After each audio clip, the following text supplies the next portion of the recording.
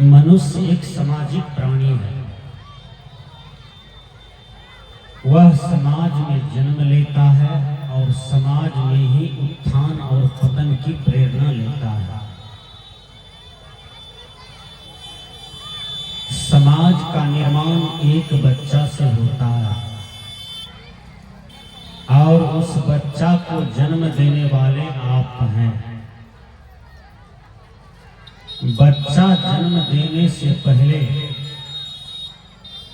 माता पिता को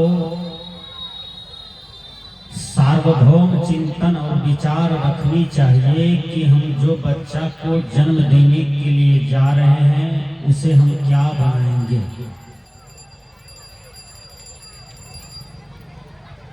इससे एक अच्छा समाज का निर्माण होगा।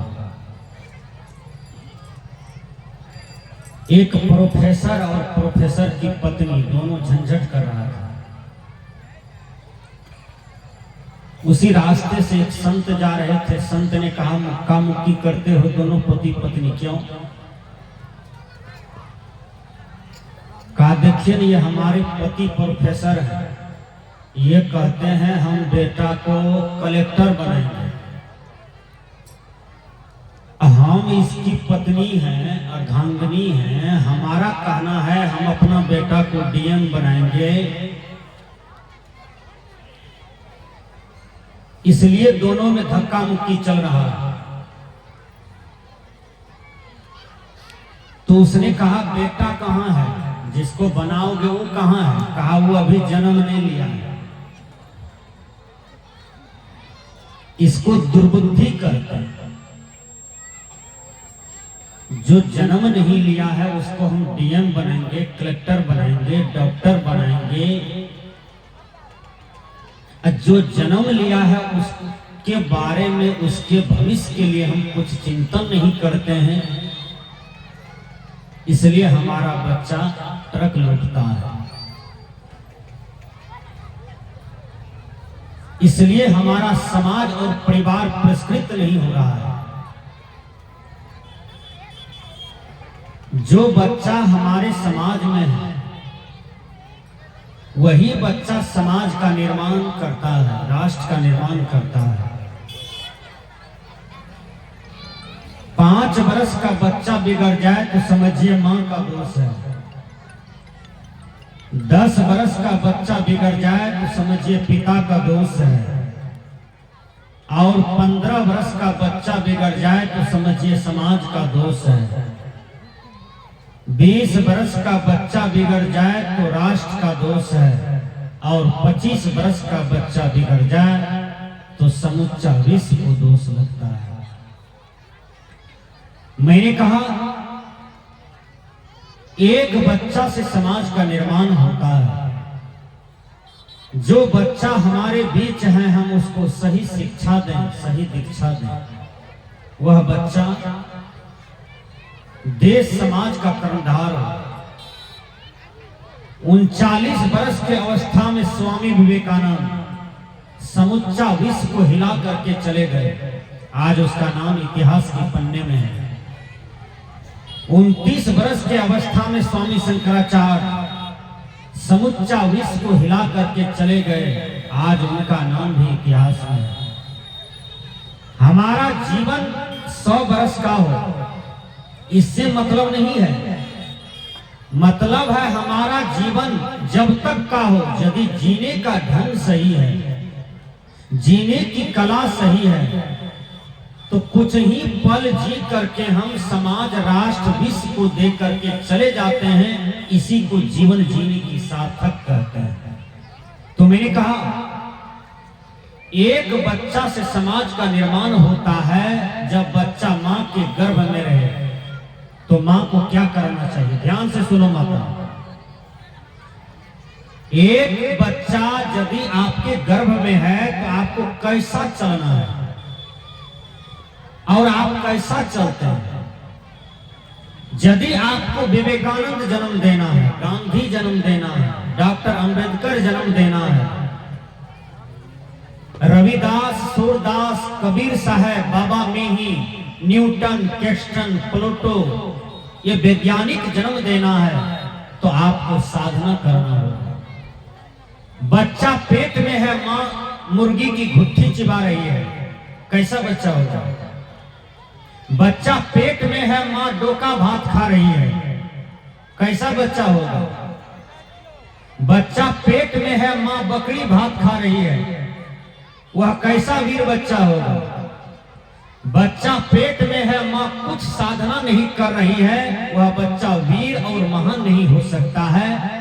जैसा अन्न आप खा रहे हैं उसी अन्न के अनुसार और आपके संस्कार के अनुसार बच्चा का व्यवहार हो जाता है संसार में। इसलिए माँ को साधना में उतरने की जरूरत है। बच्चा गर्भस्थ रहे तो साधना कीजिए। ऐ माँ, मोबाइल में गंदी गंदी पिक्चर न देखो, अश्लील साहित्य न पढ़ो, गंदे बर्ताव न करो, किसी को गाली न दो। आज मैं आप लोग से पूछना चाहता हूं, हमारे समाज में गाली दिया जाता है। पड़ोसी से झगड़ा हो तो गाली, गोतनी से झगड़ा हो तो गाली, सास से झगड़ा हो तो गाली, भाई से झगड़ा हो तो वही गाली, बहन से झगड़ा हो तो वही गाली, साढ़ों में साढ़ों को झगड़ा हो गया तो वही गाली। ये गाली वाला कोई किताब है? बता दीजिए। 1 क्लास में, 2 क्लास में, 3 क्लास में, 4 क्लास में बे ऑनर्स MA PG PhD कर लीजिए, लेकिन गाली कहीं पर शब्द है जिसको भारत सरकार भारत के लोगों को पढ़ाता है? बोलिए। तो आप जो गाली देते हैं, ये गाली वाला न विद्यालय है न बुक है, ये गाली आया कहां से और क्यों दे रहे हैं? जो गाली पढ़ करके अपना चित्त गंदा होता है और दूसरों का भी चित्त अशांत होता है, वह गाली नहीं बकना चाहिए। एक बार मैं, उस समय मेरा उम्र 12 वर्ष का था, मैं परम पूज्य सदगुरु धर्मस्वरूप साहब जी के साथ में कार्यक्रम में गए थे। तो गुरु जी ने कहा भोजन बनाओ। गए तो जिस आंगन में गए तो उस माँ से हम बोले कि हमको कढ़ाई दीजिए, करछुल दीजिए, चूल्हा के पास सारा सामग्री दे दीजिए। कहा बाबा ठहरिए, आधा घंटा आओ। हमने कहा क्यों? कहा हमारी सौतीन 1 घंटा से हमको नहीं मिल रही है। तो हमने कहा माँ तुम सौतीन किसको कहती हो? कहा बाबा हमारा 12 वर्ष की जो बेटी है वही सौतीनिया है। अब विचार करो माँ, आप अपनी बेटी को सौतीन कहते हो। ऐ माँ, सत्यम भवती ते बचा, यदि तुम्हारी बात सच हो जाए, तुम्हारी बेटी सौतीन हो जाए, तो बोलिए क्या रिश्ता रहेगा बेटी से और आपका पति से? आप क्या बोल रहे हैं, पहले इसकी तुलना कीजिए, इसको समझिए। कहीं कहीं हमारे भाई लोग भी बाप बेटा को कहते हैं रे साला तू कहां गया था। पता है हम क्या बोल रहे हैं? बेटा को साला कह रहे हैं, रे सार। बेटा को सार कहते हैं। बेटा कहीं सार होता है, बेटा कहीं साला होता है। सदगुरु कबीर कहते हैं शब्द संहारे बोलिए, शब्द के हाथ न पांव, एक शब्द करे औषधि, एक शब्द करे घाव। शब्द बोले में मिस कर गई द्रौपदी। द्रौपदी के यहाँ यज्ञ है और उसमें बड़े बड़े विद्वान, बड़े बड़े बुजुर्ग, बड़े बड़े प्यारे लोग, बड़े बड़े सम्मानित लोगों को युधिष्ठिर महाराज जी निमंत्रण दिए और बुलाए। जैसे आज हम लोगों को श्रद्धेय श्री कुलानंद साहेब जी, कपिलेश्वर साहेब जी, दिनेश साहेब जी, उनके सहयोगी सभी कोई मिल करके सभी संत भगवान को बुलाए हैं। उसी तरह से हमारे द्रौपदी के यज्ञ में युधिष्ठिर जी महाराज निमंत्रण दे करके बुलाए, उसमें दुर्योधन भी आ रहे थे। लेकिन इंद्रप्रस्थ ऐसा बना हुआ था कि जहां जल था वहां थल बुझाता था, जहां थल था वहां जल बुझाता था। दुर्योधन आ रहा था और दुर्योधन का पिता अंधा है, आप जानते हैं। तो दुर्योधन का पिता अंधा था, इस सब जानते हैं। दुर्योधन आ रहा था। दुर्योधन सोचा कि मैं सूखी जमीन के तरफ जाऊं, उधर तो पानी है, लेकिन जिधर सूखा था उधर पानी था, जिधर नहीं सूखा था उधर पानी था। दुर्योधन ऐसा समझ करके, वह सूखा समझ करके जा रहा था, पानी में हड़बड़ा करके गिरता है। 2 मंजिला पर द्रौपदी खड़ी थी, हंसती है, ठहाका मारती है और कहती है आखिर अंधरा का बेटा अंधरा होता है। ऐसा होता है? बोलिए। आपके समाज में बहुत अंधे होंगे, लुल्ले होंगे, लंगड़े होंगे, बहरे होंगे, कन्हा होंगे, लेकिन उसका बच्चा बहुत सुटेबल होता है, बड़ा सुंदर होता है देखने में। ऐसी कोई बात नहीं है कि अंधा का बेटा अंधा होता है। लेकिन द्रौपदी कहती है आखिर अंधा का बेटा अंधा होता है। दुर्योधन देखा, दुर्योधन का अपमान हुआ, दुर्योधन लौट चलता है और पेच पांच लगाते लगाते द्रौपदी तक पहुंच गया। और जब द्रौपदी को युधिष्ठिर महाराज जुआ में हार गए तो द्रौपदी को बाल खींच करके भारी सभा में अपमान किया, उसका बदला लिया। केवल बोली बोलने में मिस कर गई द्रौपदी तो दुर्योधन ने उसका अपमान किया। इसलिए शब्द को संभल करके बोलिए। मैंने कहा अरस्तु का सिद्धांत है कि मनुष्य एक सामाजिक प्राणी है। आप अपने बच्चा को राष्ट्रपति बनाइए, प्रधानमंत्री बनाइए, अच्छा डीएम बनाइए, अच्छा प्रवक्ता बनाइए। आपका बच्चा किसी को गाली नहीं दे, कोई दरवाजे पर जाए तो चरण छू करके प्रणाम करे, बड़ों को कुर्सी दे। एक बार कलकत्ता में मेरा प्रवचन चल रहा था, उस गली में बच्चा सब खेलने के लिए आता था। रोज एक बच्चिया सामने आकर के बंदगी करती थी। तो मैंने पूछा बेटा तुम इस गली में बच्चों के साथ क्यों नहीं खेलते हो? तो बच्चिया कहती है बाबा इस गली में सारे बच्चा गाली बकते हैं, सारे बच्चा गंदी गंदी बात बोलते हैं, शिकायत बोलते हैं, निंदा बोलते हैं बाबा, इसलिए संस्कार अच्छा नहीं है, मम्मी पापा डांटते हैं, इसलिए हम इस गली में नहीं खेलते हैं। मैंने उसकी माँ को धन्यवाद दिया जो बच्चों को बिगड़ने से रोक दिया। उसके पिता को मैंने धन्यवाद दिया कि बच्चों को बिगड़ने से रोक दिया। और एक संत के पास वह बच्चिया जाती है, लेकिन बिगड़ल आदमी के पास, बिगड़े हुए बच्चा के पास नहीं जाता है। कितना कुट कुट करके संस्कार उसमें भरा पड़ा था। बोलिए आप कैसा बच्चा जन्म दे रहे हैं? आपका बच्चा आपको मां लगा करके गाली दे रहा है, दादाजी को गाली दे देते हैं, दादी जी को गाली दे देते हैं, समाज में लोगों को गाली बक देते हैं। इसलिए बच्चा जन्म देने से नहीं होता है, बच्चा ज्यादा जन्म देने से भी नहीं होता है। बच्चा के अंदर में संस्कार दीजिए। यदि संस्कार बिगड़ गया तो आपका बच्चा आपको टेंशन देगा, दुख देगा और आपको भी काम नहीं देगा, याद रखिएगा।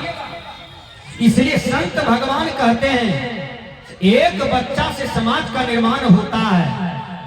एक बच्चा, एक दिन मैं जा रहा था, एक बच्चा दौड़ करके आया, वो बच्चा कहता है प्रणाम बाबा, तो मैंने भी कहा प्रणाम। दूसरा बच्चा दौड़ करके आया, वो कहता है नमस्कार बाबा, तो मैंने भी कहा नमस्कार।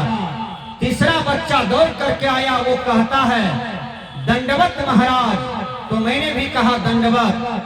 चौथा बच्चा दौड़ करके आया, वो कहता है नमस्ते महाराज, तो मैंने भी कहा नमस्ते।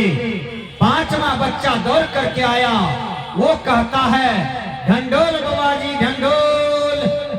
हमने कहा ढंढोल कहाँ सीखा है? ढंढोल का मतलब क्या होता है? ढोल तो नहीं है दशहरा में बजाने वाला, ढंढोल ढंढोल कहते हैं। वो छठवां बच्चा दौड़ करके आया, वो बच्चा कहता है साहेब बंदगी बाबा। मैंने कहा ये संस्कारी घर का बच्चा है। तो विचार कीजिए, मध्य प्रदेश की मैं सच्ची घटना बता रहा हूं। मुसलमान परिवार का 2 बच्चा, उसका पिता लाया एक बकरी खरीद करके। जब बकरी खरीद करके लाया तो उस बकरी को हलाल किया। हलाल का मतलब आधा मारना आधा जिंदा रखना, इसी को हलाल कहते हैं। तो वो दोनों बच्चा देख रहा था कि मेरा पिताजी बकरी को हलाल कैसे किया। फिर उसका पीस बनाया, फिर उसको मसाला में दे करके, कढ़ाई में दे करके, सिझा करके भात के साथ खा लिया। तो पापा जी चले गए फैक्ट्री में काम करने के लिए, मम्मी घर में काम करने लगी। या दोनों बच्चा जो देखा था बकरी का हलाल करते हुए, दोनों भाई चला गया छत पर। छुरा रखा हुआ था, बड़का था 8 बरस का, छोटका था 6 बरस का। बड़का भाई किया, छोटका भाई को कहा तुम बकरी बनो, उसको बकरी बना दिया। कहा तकिया पर तुम अपना मुंडा रखो, मुंडा रखा।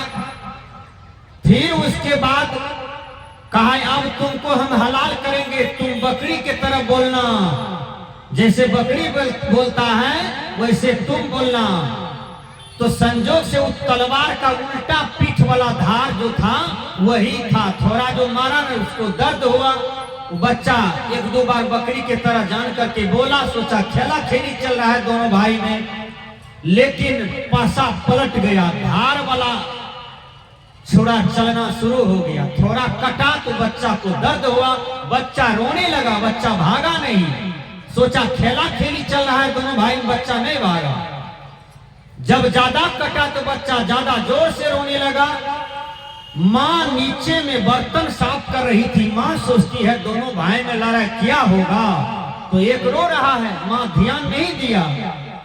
बस बकरी समझ करके उसको काटते काटते काटते मुड़ा को अलग कर दिया और धर को अलग कर दिया। जब बच्चा का रोना बंद हो गया तो माँ सोचती है कि बच्चा जोर जोर से रो रहा था, अब कोनो आवाज नहीं आ रहा है, गया कहां छत पर से। माँ बर्तन को छोड़ दी और संदेह अवस्था में दौड़ करके छत पर आती है। जब छत पर आई तो देखता है कि सर अलग है, धर अलग है।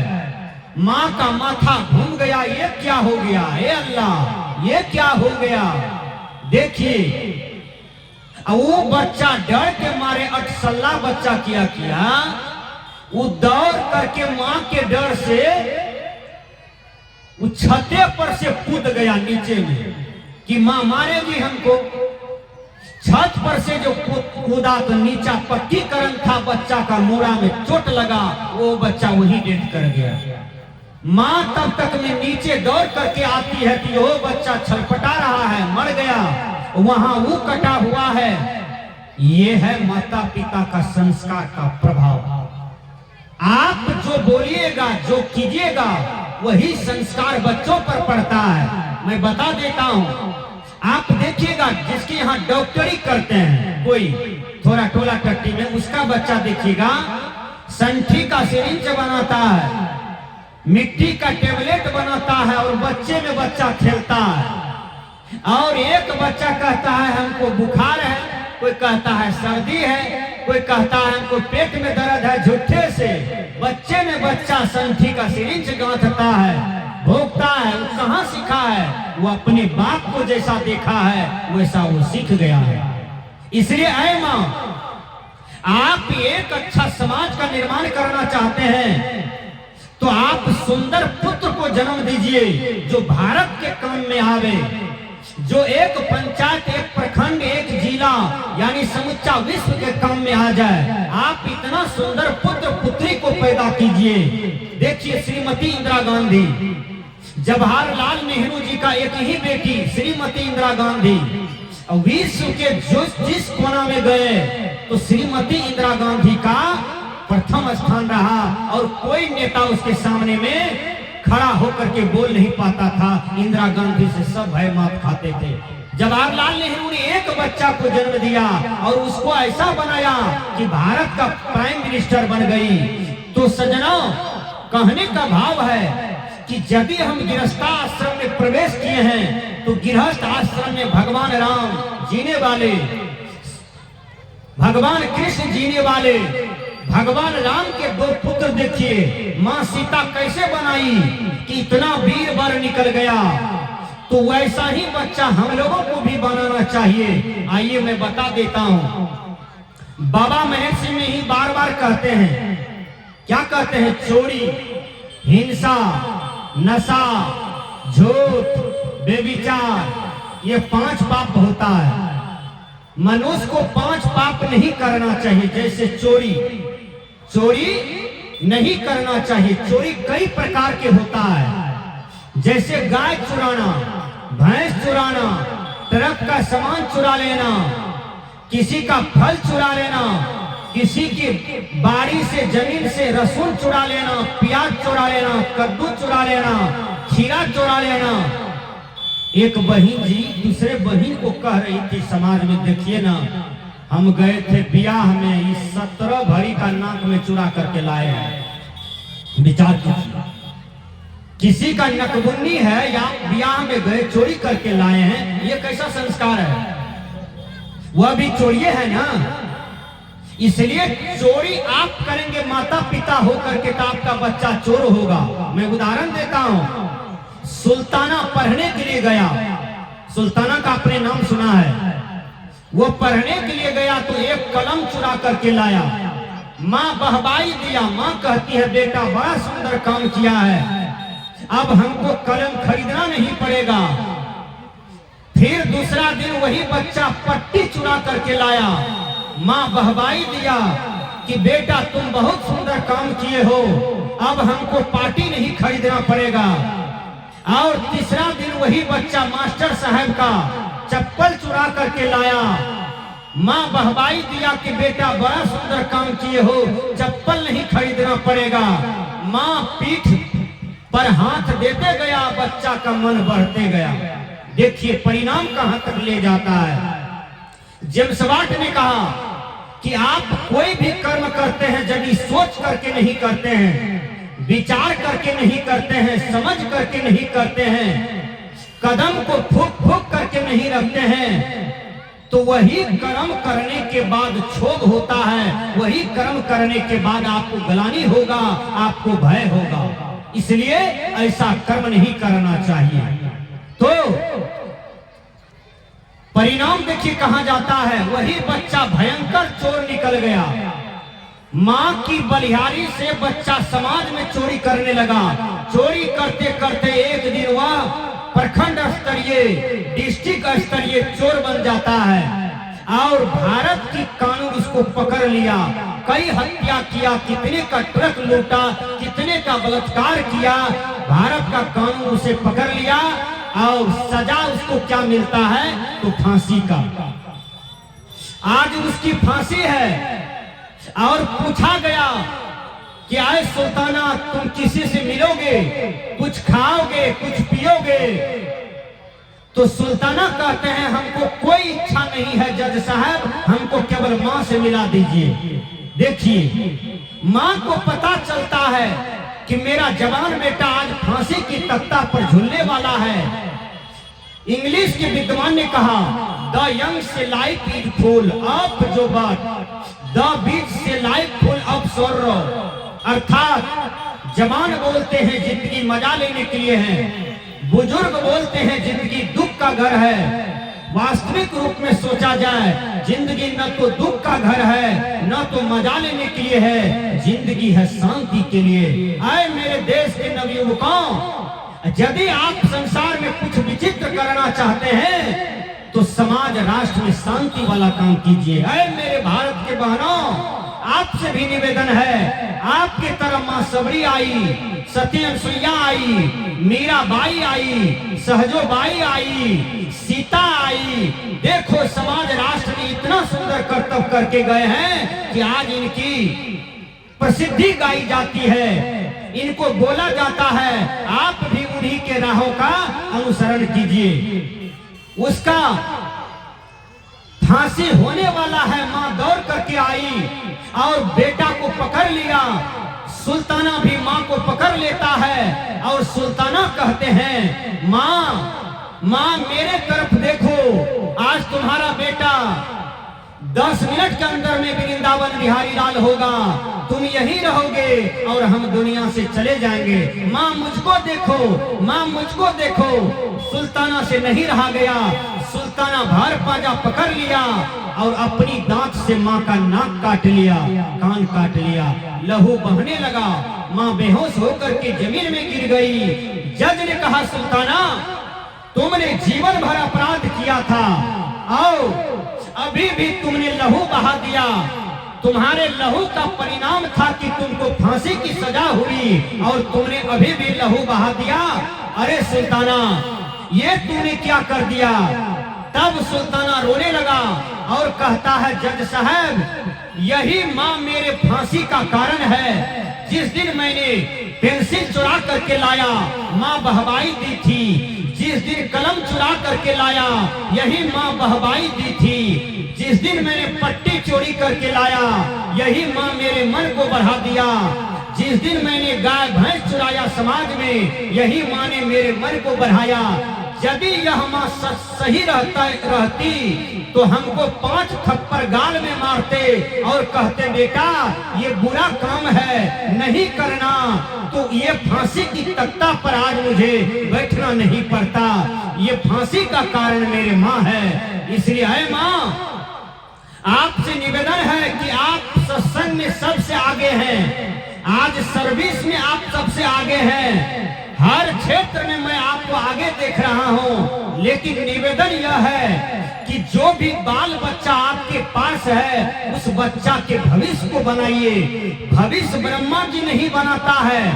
एक यह भी बहुत बड़ा ग्रह है समाज में। लोग भविष्य दिखाता है, हाथ में दिखाता है ना, और कहता है, देखिए पंडित जी, हमारा उम्र कितना है, हमारा ब्याह किधर होगा, दुल्हा कैसा मिलेगा, कन्या कैसा मिलेगा, ये सब कहता है।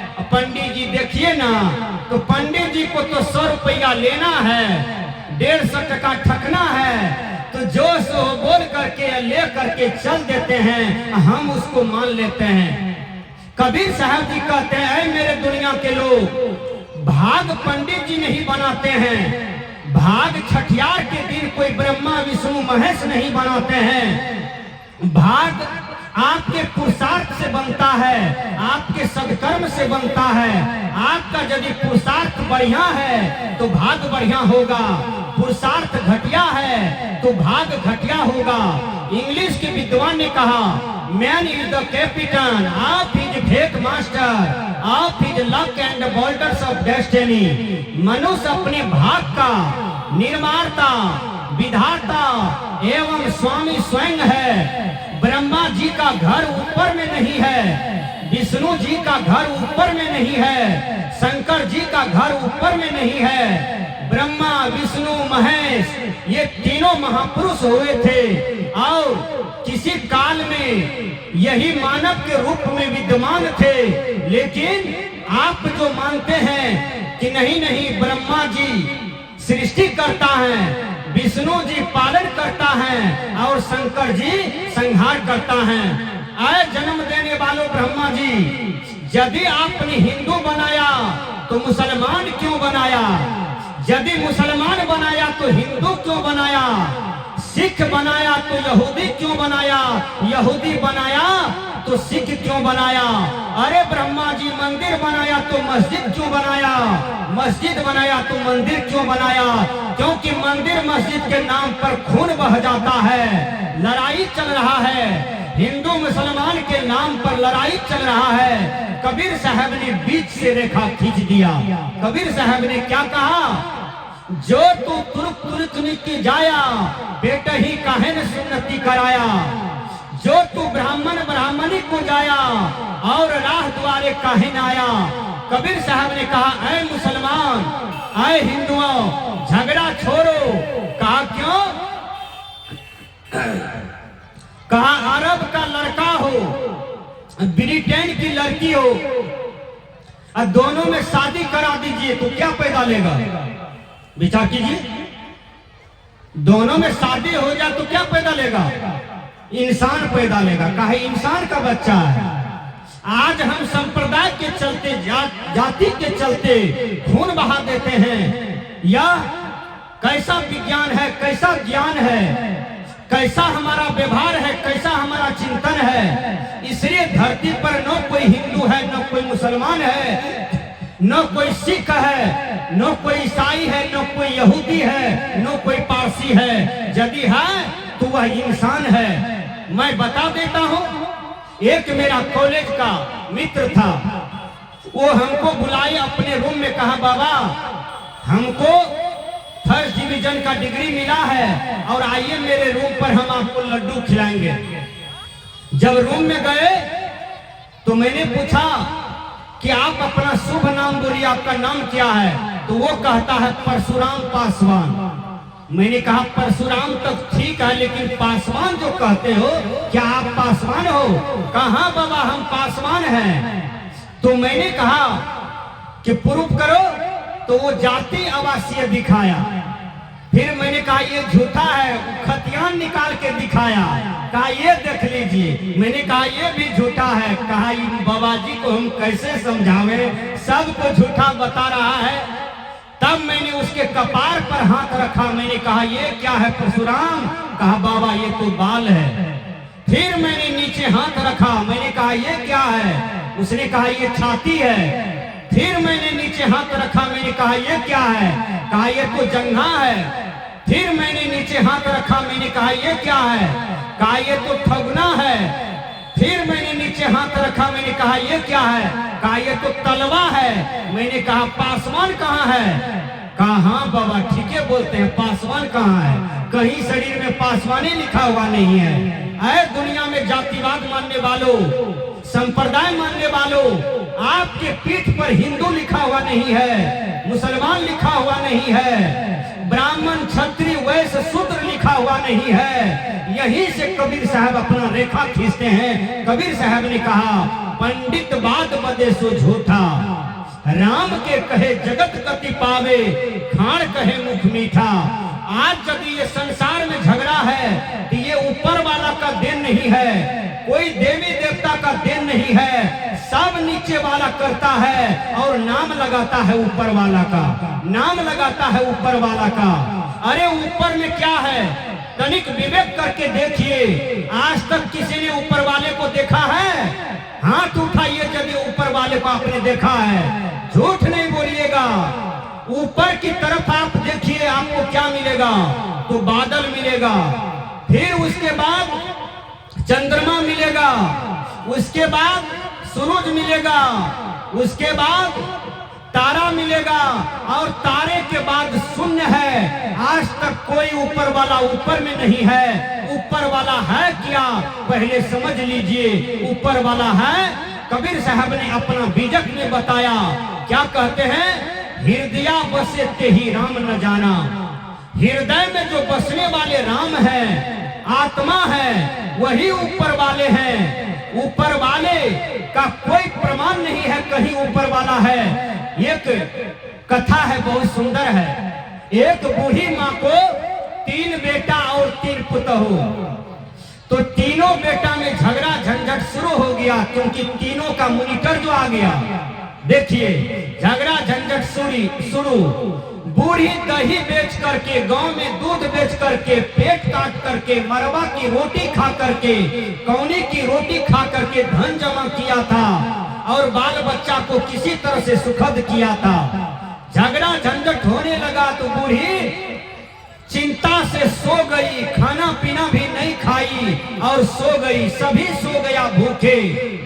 कहा जाता है दुश्मन खोजे दाव, माखी खोजे घाव। वो क्या किया? कुछ आदमी जलते थे, वो चोरवा घुसा दिया बूढ़ी के घर में। चोरवा चोरी करने लगा, रुपया पैसा गहना जेवर गठरी बांध लिया, जाने ही वाला था। एक चोरवा कहता है अरे बूढ़ी के यहाँ दूध देखते हैं बहुत गर्म है, बहुत छाली है दूध में, क्या करोगे? तो एक ने कहा शीशा में अरवा चावल देख रहे हैं, तो अरवा चावल दे दिया, उसमें हो गया खीर। सब चोरवा भर पेट खाया। एक चोरवा दयालु था, वो दयालु चोरवा कहता है रे ये बूढ़ी भूखले सो गया है, आखिर मान है, एक काम करो इसको भी थोड़ा खीर खिला दो, पुण्य हो जाएगा। बूढ़ी को सर्दी हुआ था, नाक जाम था, वो क्या किया? मुंह खोल करके सांस ले रही थी, वो ढले चोरवा किया गरम खीर बूढ़ी के मुंह में रख दिया। अब बुढ़िया झड़क गई। बूढ़ी माँ जगती है, चिल्लाती है, हल्ला करती है, पूरे लाठी भला लेकर के दौड़े, घर के लोग भी जगे। चारों चोरवा का दिमाग सठिया गया, बुद्धि गोल हो गया, भाग भी नहीं सका। दो ठो बूढ़ी के खाट पर में घुस गया और दो ठो छट्टा पर चढ़ गया। सरपंच जी आए, कहा है बूढ़ी तुम्हारे मुंह में गरम खीर किसने दिया? कहा बेटा हम न जानी ऊपर वाला जाने, बेटा हम न जानी ऊपर वाला जाने। और ऊपर में जो चोरवा था दोनों डलेले था, वो कहता है रे रबिया ये बुढ़िया घुड़ी घुड़ी हम ही दोनों को कह रहा है, गुस्सा बर्दाश्त नहीं हुआ, कहता है कि बुढ़िया खाली हम ही दोनों सुझे छो फेंकना, अंदर में हंसे छो नहीं सुझे छो तोरा। तो कहने का भाव है कि हम ऊपर वाले कहते हैं, आप उंगली ऊपर कीजिए, तो एक उंगली इशारा कर रहा है और तीन उंगली नीचे की ओर इशारा कर रहा है। इसलिए भगवान ऊपर में नहीं है, अल्लाह खुदा ऊपर में नहीं है, वह कहाँ है? वो आपके अंदर में है। इंग्लिश के विद्वान ने कहा कनाइज द सर्चिंग फाइंड आउट गोल और टेस्टमैन, अपने से बाहर परमात्मा को खोजना मानना ये महाभूल है। तो आइए, मेरा विषय था कि मनुष्य एक सामाजिक प्राणी है, एक समाज का निर्माण एक बच्चा से होता है। हम अपने बच्चा की भविष्य को बनावे, हम अपने बच्चा को यदि भविष्य बनाएंगे तो हमारा राष्ट्र का भविष्य बन जाएगा, हमारा समाज का भविष्य बन जाएगा, हमारा परिवार का भविष्य बन जाएगा, हमारा देश का भविष्य बन जाएगा। जब भविष्य बन जाता है तो फिर हमारे जीवन में संतुलित शांति सुख उपलब्ध हो जाता है। यही मानव जीवन का चरम परम लक्ष्य है। तो मेरा यही कहना था अरस्तु का सिद्धांत। मैंने अरस्तु का सिद्धांत पर थोड़ा सा प्रकाश डाला। बस इन्हीं शब्दों के साथ मैं अपनी वाणी में विराम देता हूँ। श्री सद्गुरु देव की जय। अब जो है हमारे